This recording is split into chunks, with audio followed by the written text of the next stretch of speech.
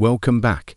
British legislation concerning offences involving the abuse of a position of trust is designed to protect vulnerable individuals, particularly minors, from exploitation and abuse by those in authority. The key legislation governing this area is the Sexual Offences Act 2003, which criminalises sexual activity between adults and individuals under their care or supervision, reflecting the severe breach of trust and potential for harm in such situations. The Sexual Offences Act 2003 defines abuse of a position of trust as sexual activity between an adult in a position of authority, such as a teacher, caregiver, social worker, or youth worker, and a young person under 18 who is in their care. This legislation aims to safeguard young people from being manipulated or coerced by those responsible for their welfare. Positions of trust.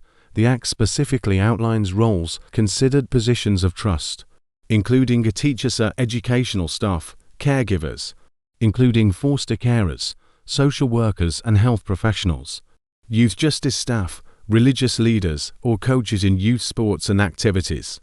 The definition can be expanded to include other roles, where adults have power over young individuals, especially those that involve regular contact, authority, or care responsibilities. Sexual activity with a child by a person in a position of trust. Section 16. This offence includes any form of sexual contact, even consensual, between the trusted adult and the young person, recognizing that the power imbalance negates genuine consent. Causing or inciting sexual activity. Section 17. Encouraging or persuading a young person to engage in sexual activity is also criminalized.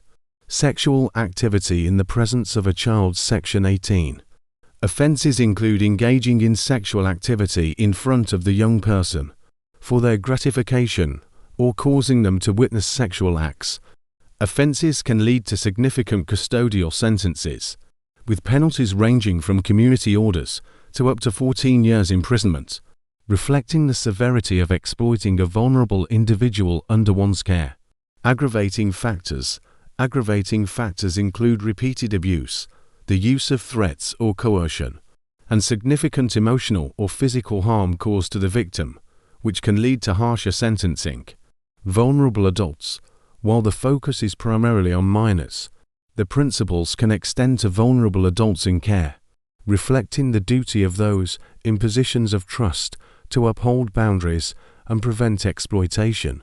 The British legislation on abuse of position of trust emphasises the importance of protecting young and vulnerable individuals from exploitation by those in authority, by criminalising inappropriate sexual relationships between adults and those under their care.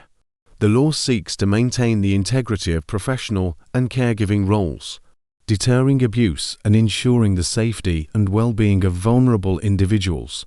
Don't forget to like and subscribe.